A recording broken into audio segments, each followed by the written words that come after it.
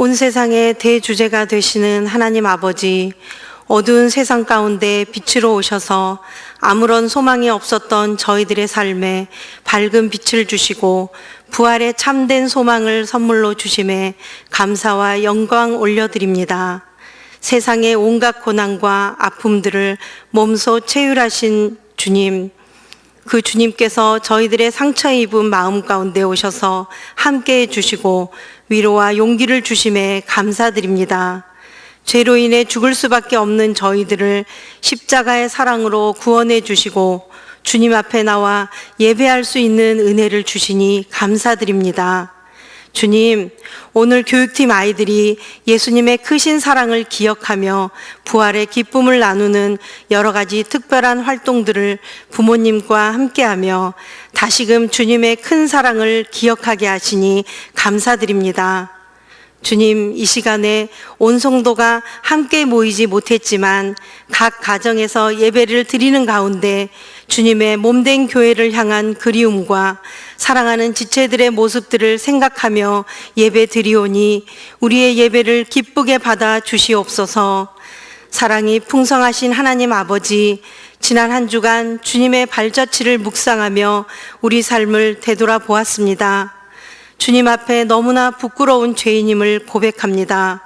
십자가의 무한한 사랑을 받은 자로 십자가의 길을 가겠다고 다짐했던 저희들은 어느덧 영광의 길, 편한 길을 추구하며 세상의 욕망과 이기적인 마음에 사로잡혀 살았음을 고백합니다. 말씀을 아는 만큼 오히려 더 사랑하지 못하고 또한 섬기지 못한 삶을 살았습니다. 주님, 이 시간 저희들의 죄를 회개하오니 용서하여 주시옵소서. 우리의 신음에도 응답하시는 하나님 아버지, 한 치 앞도 알 수 없는 불투명한 미래 가운데 두려움과 염려 속에 있는 성도들을 주님의 강한 팔로 붙들어 주시옵소서. 특별히 육체의 질병으로 신음하는 성도들을 치유하여 주시고 성도들의 가정과 사업장과 직장 가운데 역사하셔서 어렵고 힘든 이 시기를 잘 극복할 수 있는 지혜와 능력을 허락하여 주시옵소서. 오늘도 저희들의 삶 깊숙이 역사하시는 주님의 손길을 바라보며 주님의 선하신 인도하심 가운데 살게 하여 주시옵소서. 신실하신 하나님 아버지, 주님의 은총 가운데 우모와 비전센터가 아름답게 지어져 가게 하시니 감사합니다.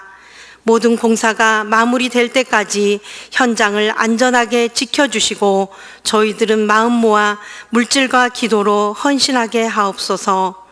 우모아 비전센터를 통해 하나님의 꿈인 우모아가 우리의 꿈이 되어 많은 사람들이 죽게 돌아오는 축복의 현장이 되게 하시고 우리의 다음 세대가 하나님의 말씀 가운데 자라나 하나님을 사랑하고 이웃을 사랑하는 복된 자녀들로 자라나게 하옵소서.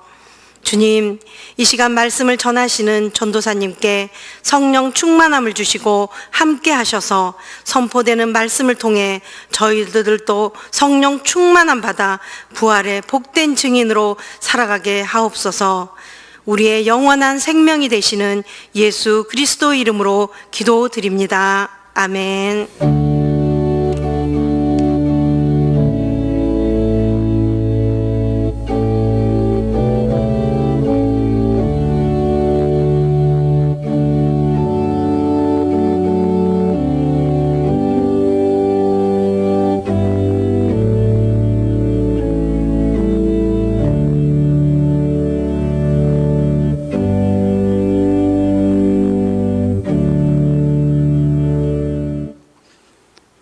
시간 하나님께서 우리에게 주신 말씀은 고린도전서 15장 1절에서 11절 말씀입니다. 신약성경 281쪽입니다.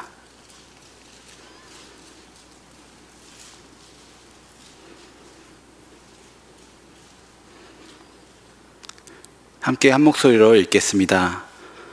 형제들아, 내가 너희에게 전한 복음을 너희에게 알게 하노니 이는 너희가 받은 것이요 또 그 가운데 선 것이라. 너희가 만일 내가 전한 그 말을 굳게 지키고 헛되이 믿지 아니하였으면 그로 말미암아 구원을 받으리라. 내가 받은 것을 먼저 너희에게 전하였노니 이는 성경대로 그리스도께서 우리 죄를 위하여 죽으시고 장사 지낸 바 되셨다가 성경대로 사흘 만에 다시 살아나사 게바에게 보이시고 후에 12 제자에게와 그 후에 500여 형제에게 일시에 보이셨나니 그 중에 지금까지 대다수는 살아있고 어떤 사람은 잠들었으며 그 후에 야고보에게 보이셨으며 그 후에 모든 사도에게와 맨 나중에 만삭되지 못하여 난 자 같은 내게도 보이셨느니라. 나는 사도 중에 가장 작은 자라. 나는 하나님의 교회를 박해하였으므로 사도라 칭함 받기를 감당하지 못할 자니라. 그러나 내가 나 된 것은 하나님의 은혜로 된 것이니 내게 주신 그의 은혜가 헛되지 아니하여 내가 모든 사도보다 더 많이 수고하였으나 내가 한 것이 아니요 오직 나와 함께 하신 하나님의 은혜로라. 그러므로 나나 그들이나 이같이 전파하매 너희도 이같이 믿었느니라. 아멘. 오늘은 부활절입니다. 성도님 여러분, 지금 예배드리는 공간이 부활절의 느낌이 나나요? 아니면 평상시 예배 드릴 때와 똑같나요? 오전에 집에 데코레이션 하시고 인증샷은 보내셨나요? 오늘이 부활절임을 깨닫게 하는 어떤 특별한 장식들이 있나요? 오늘 함께 교회에 모일 수 있었다면 함께 모여서 기쁨을 나누고 찬양하며 하나님께 그 기쁨을 표출할 수 있었다면 참 좋았을 텐데 아쉬운 마음이 큽니다. 오늘은 부활절, 기쁜 날입니다. 기쁜 날에는 그 기쁜 일을 기념하면서 맛있는 음식을 먹어야 하는데 오늘 하루 맛있는 음식을 드셨나요?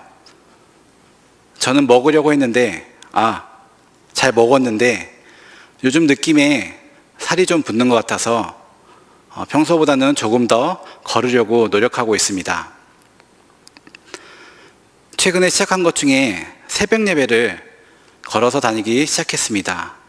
교회에서 집까지는 10분 정도의 거리인데 조용한 그 새벽 길을 걷다 보면은 아름다운 새들이 지저귀는 소리를 듣게 됩니다. 그 소리는 울음소리일 수도 있고 새들끼리 소통하는 소리일 수도 있고 어떤 때는 저에게 안녕하세요 인사하는 소리처럼 들리기도 합니다. 아침에 맑은 공기를 마시며 걸으며 기지개를 켜면 몸이 새롭게 태어난 기분이 들기도 합니다. 이번 주간에는 고난주간에 특별히 예수님의 십자가와 부활에 대해서 생각하며 걸었습니다. 아침에 깨어서 맑은 공기를 마시며 기지개를 켜는 것이 혹시 부활할 때의 느낌은 아닐까 재밌는 상상도 해보기도 했습니다. 이런저런 상상을 하다 보니 예수님께서 다시 오실 때 그리고 우리가 부활할 때 어떤 일이 생길까 이런저런 고민을 하다 보니 오늘 본문에 나온 바울이 고린도 교인들에게 보낸 편지가 생각났습니다. 오늘 본문 말씀은 바울이 고린도 교회에 보낸 편지입니다. 고린도라는 도시는 성도님들께서도 많이 들어보셨을 것입니다. 해상의 교역로, 교차로의 위치에 있어서 굉장히 번성한 도시였습니다. 그렇기 때문에 많은 문화와 많은 종교가 뒤섞인 곳이었습니다. 또 그곳은 로마의 식민지이기도 해서 로마의 법과 관습이 많았고 거기에는 많은 신과 많은 주가 자리 잡고 있었습니다. 이런 곳에 바울은 약 1년 반 정도 사역했습니다. 그곳에서 예수 그리스도의 복음을 전했고 곧 교회가 생겼습니다. 이후 바울은 이곳저곳을 건너서 에베소에서 지내고 있었는데 그곳에서 고린도 교회에 생긴 여러 문제들에 대한 이야기를 듣고 오늘 그 답변으로 보낸 편지가 고린도 전서입니다. 바울이 고린도 교인들에게 당부한 여러 내용 중에 오늘 본문에 나온 말씀은 예수 그리스도의 부활에 대한 내용입니다. 먼저 바울은 고린도 교인들에게 복음을 굳게 지키고 잘 믿으며 구원을 받으라라고 말합니다. 본문 1절 2절 말씀을 함께 읽겠습니다. 형제들아, 내가 너희에게 전한 복음을 너희에게 알게 하노니 이는 너희가 받은 것이요 또 그 가운데 선 것이라. 너희가 만일 내가 전한 그 말을 굳게 지키고 헛되이 믿지 아니하였으면 그로 말미암아 구원을 받으리라. 바울은 고린도 교회인들에게 복음을 전했습니다. 이것은 고린도의 교회를 세울 때부터 했던 말입니다. 오늘 읽은 내용을 포함해서 고린도전서 15장 전체에 나오는 내용은 예수 그리스도의 복음과 예수 그리스도의 십자가 복음과 부활은 복음의 핵심이라는 내용입니다. 예수 그리스도께서 우리의 죄를 위하여 죽으시고 장사 지낸 바 사흘 만에 다시 살아나셨습니다. 사망의 권세를 이기시고 부활하셨습니다. 그리고 바울은 고린도 교인들이 그 복음의 중심 가운데 서 있으며 이것을 굳건히 믿고 지킬 때 구원을 얻으리라 말합니다. 잠시 바울의 전도 여행을 상상해 보았으면 좋겠습니다. 바울은 새로운 곳으로 예수 그리스도의 복음을 두고 나아갑니다. 처음 가본 도시입니다. 그곳에 아는 사람은 없습니다. 바울 자신은 유대인이고 또 예수 그리스도의 복음이 성경에 부합하다는 믿음을 가지고 바울은 유대인들이 많이 모이는 회당으로 가서 예수 그리스도의 복음을 전하기로 마음먹습니다. 그리고 담대히 복음을 전합니다. 그런데 그곳에서 그의 메시지는 충격적으로 받아들여지거나 푸대접받기 일쑤였습니다. 복음의 내용은 당시 유대인들에게 쇼킹한 내용이었습니다. 이 세상을 구원하러 오신 메시아가 십자가에 죽임을 당한 것입니다. 십자가는 수치였습니다. 그것은 하나님의 저주를 의미했습니다.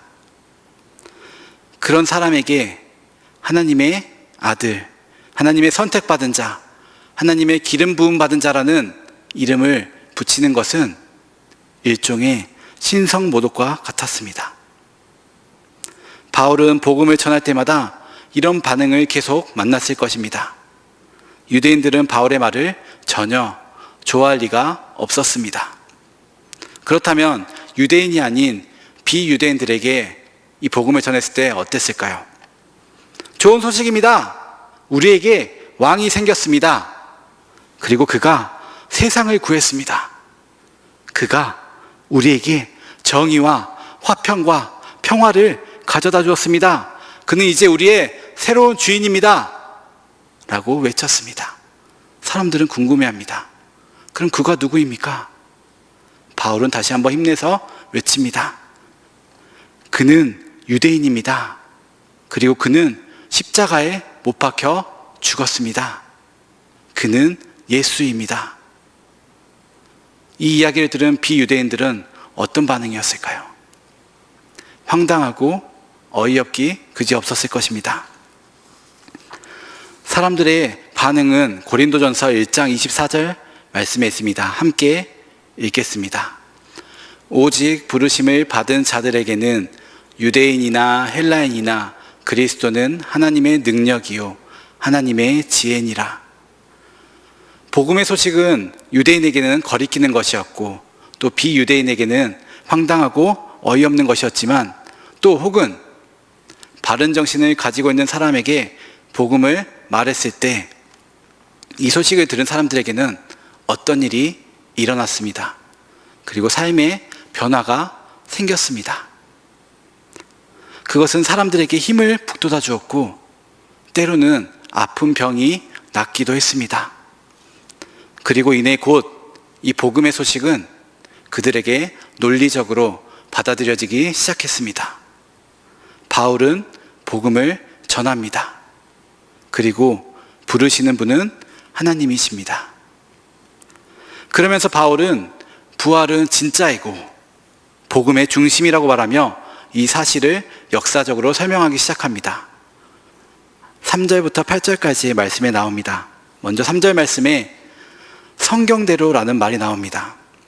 이 말씀은 이미 구약 성경에 여러 번 예언된 사건이며 예수 그리스도의 십자가 사건, 십자가에서 죽으신 그 사건은 예정된 죽음이었음을 말하고 있습니다. 고린도전서가 쓰인 것은 주후 50년경이었습니다. 예수님께서 십자가에 못 박혀 죽으시고 사흘 만에 다시 살아나신 것, 그리고 제자들에게 나타나셨다가 승천하신 것, 이것이 주후 30년경이라고 할 때 고린도전서가 쓰인 것은 20년, 길어야 25년도 지나지 않았을 때입니다. 5절에 보면 게바에게 보이시고 후에 12제자에게와 그 후에 500의 형제에게 일시에 보이셨나니 그 중에 지금까지 대다수는 살아있고 어떤 사람은 잠들었으며 그 후에 야고보에게 보이셨으며 그 후에 모든 사도에게와 라고 말합니다. 바울이 편지를 쓴 때에도 여전히 주변에는 예수님의 부활을 직접 경험하고 눈으로 보고 만났던 그 사람들의 증언들이 있었고 그런 일이 정말 있었다는 것을 말하고 있는 것입니다. 바울이 말한 예수님의 제자들, 사도들 중에는 예수님의 부활을 바로 받아들이지 못했던 부분도 있습니다. 예수님은 부활 후 첫 번째 제자들에게 나타나시는데 누가복음 24장에 나옵니다. 제자 중 두 제자는 엠마오로 가는 길에 있었습니다. 그날은 부활 당일 늦은 밤이었습니다. 두 제자는 예루살렘에서 있었던 예수님의 그 이야기에 대해 이러쿵 저러쿵 이야기를 하며 가고 있었습니다. 그때 한 사람이 그 두 제자와 동행하기 시작합니다.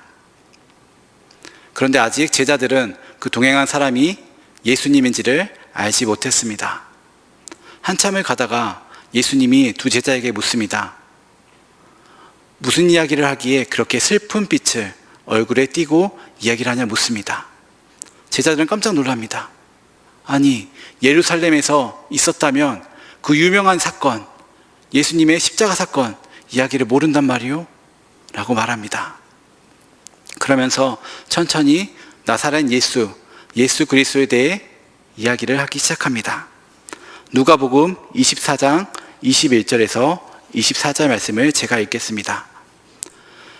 우리는 이 사람이 이스라엘을 속량할 자라고 바랐노라. 이뿐 아니라 이 일이 일어난 이치가 사흘째요. 또한 우리 중에 어떤 여자들이 우리로 놀라게 하였으니 이는 그들이 새벽에 무덤에 갔다가 그의 시체는 보지 못하고 와서 그가 살아나셨다 하는 천사들의 나타남을 보았다 함이라. 또 우리와 함께한 자 중에 두어 사람이 무덤에 가 과연 여자들이 말한 바와 같음을 보았으나 예수는 보지 못하였느니라 하거늘.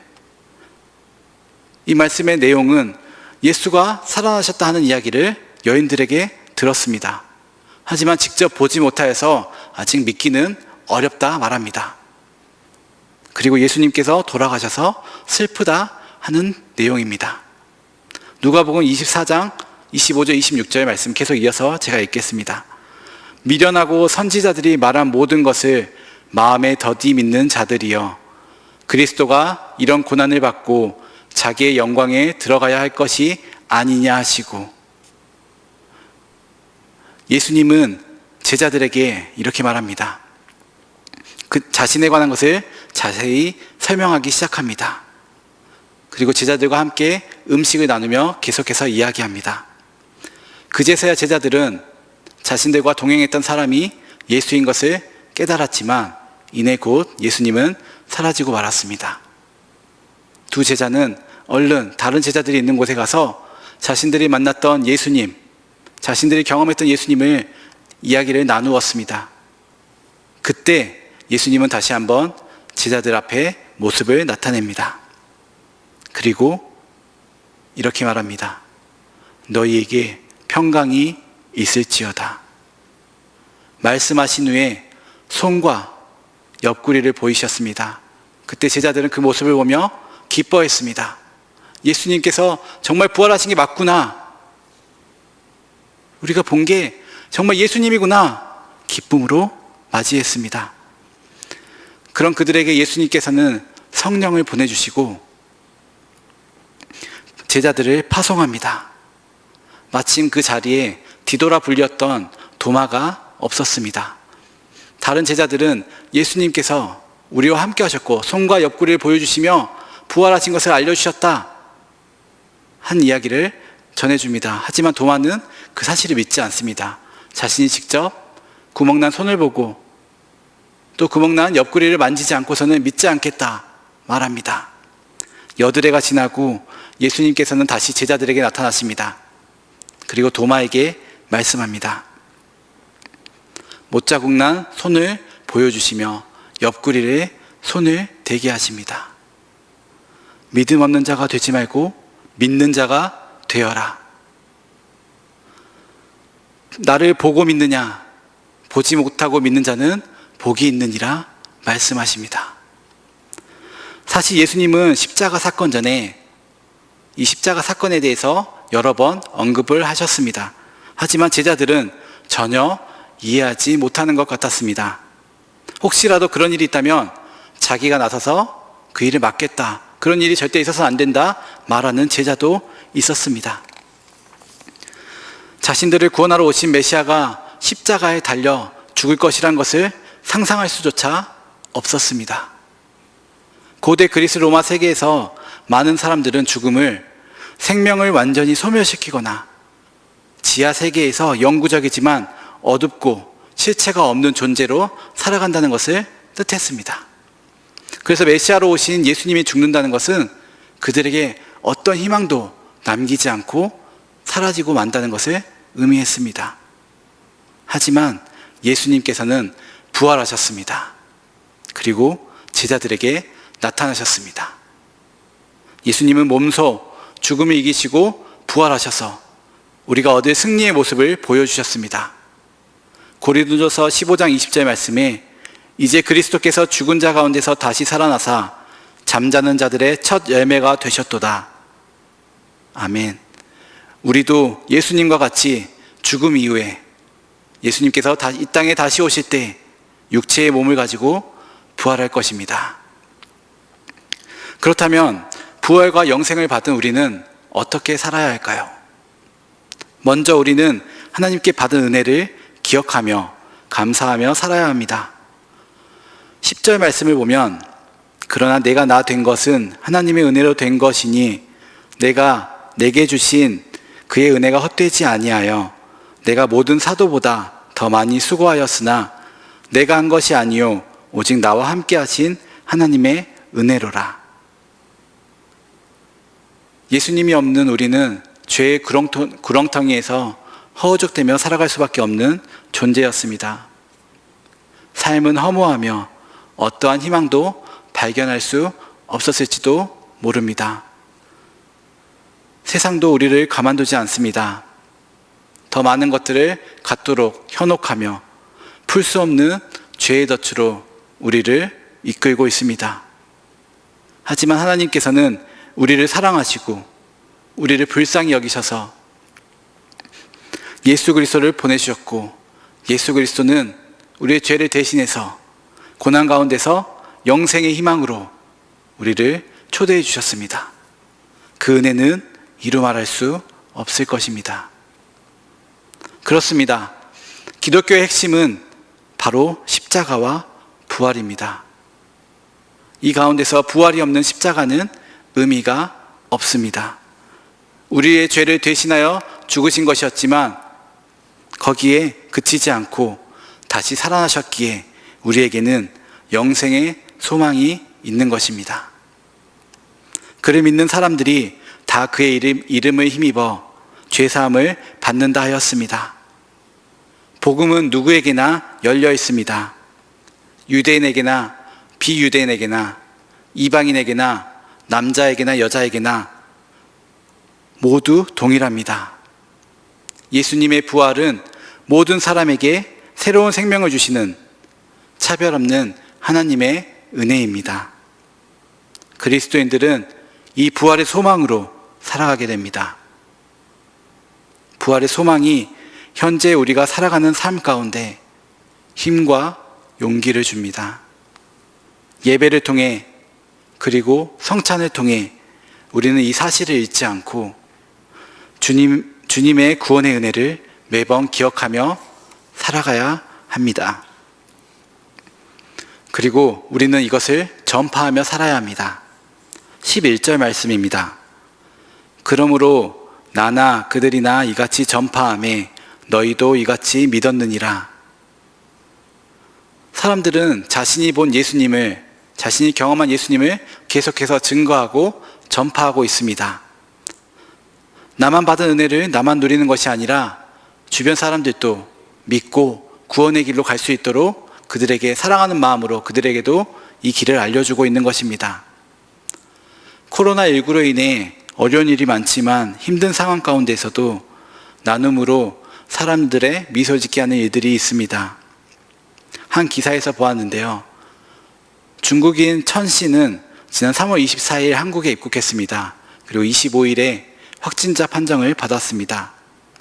증상이 심하진 않아서 파주 생활치료센터에 입소했고 거기에서 7명의 전문의와 4명의 간호사의 정성어린 치료를 받았습니다. 의료진의 치료 끝에 4월 3일, 4월 4일 두 번에 걸친 검사 끝에 음성 결과를 받고 4월 5일 완치 판정을 받고 퇴소했습니다. 그녀는 퇴소할 때 다음과 같이 말했다고 합니다. 처음 격리되었을 때 많이 무서웠지만 그리고 중국인 확진자로서 차별을 걱정했지만 잘 준비된 시설에서 의료진의 정성스러운 치료를 받으며 모든 나라가 어려울 때 서로 도와야 한다는 직원의 말을 듣고 자신도 나으면 다른 사람들도 돕고 싶다는 마음에서 기부한다며 자신이 가지고 있던 현금 120여만 원을 두고 떠났습니다. 그의 기부는 여기서 끝이 아니고 나중에 자신이 소속된 회사에서 1,000만 원을 성금을 전달하겠다는 의사도 전달했다고 합니다. 아프거나 힘들거나 또 어려운 일이 있을 때 도움은 큰 위로가 됩니다. 기부는 기부를 낳고 사랑은 사랑을 낳습니다. 목숨을 내어준 사랑을 보여주신 예수님의 사랑만큼 큰 사랑은 없을 것입니다. 우리가 먼저 받은 복음의 기쁜 소식을 전할 때 듣는 사람에게 성령님께서 역사하실 것입니다. 예수님께서는 부활하신 후 제자들을 만나 성령을 보내주셨고 아버지께서 자신을 보내신 것 같이 제자들을 보내셨습니다. 그리고 이제 우리가 복음을 전해야 할 때입니다. 코로나19로 인해 아직 사회적 거리두기가 진행 중입니다. 외출보다는 가정에서의 시간이 많을 겁니다. 조용히 하나님의 은혜를 경험했으면 좋겠습니다. 어떤 가정은 아이들 때문에 더 바쁘다고 합니다. 그런 경우에는 아이들과 함께 앉아서 하나님께서 베풀어 주신 은혜와 영생의 소망에 대해 이야기를 나누어 보는 것은 어떨까요? 그리고 앞으로 펼쳐질 기쁨의 50일 동안 우리가 받은 은혜를 주변 사람들과 나누고 전달해 보는 것은 어떨까요? 우리에게 영생의 소망을 주신 예수님께 감사하며 그 은혜에 응답하며 살아가는 우리 모두가 되기를 바랍니다. 함께 기도하겠습니다. 하나님 아버지 감사합니다. 우리의 죄를 대신하여 십자가에 못 박혀 죽으시고 사흘 만에 부활하심으로 우리에게 영생의 소망을 허락하시니 감사합니다. 우리는 항상 연약하여 쓰러지지만 주님께서 주신 힘을 의지하며 나아가기 원합니다. 주님, 우리와 함께하여 주시옵소서. 주님께서 베풀어 주신 은혜를 항상 기억하며 누리며 감사하며 나누는 삶을 살아가게 하옵소서. 감사드리오며 예수님의 이름으로 기도합니다. 아멘.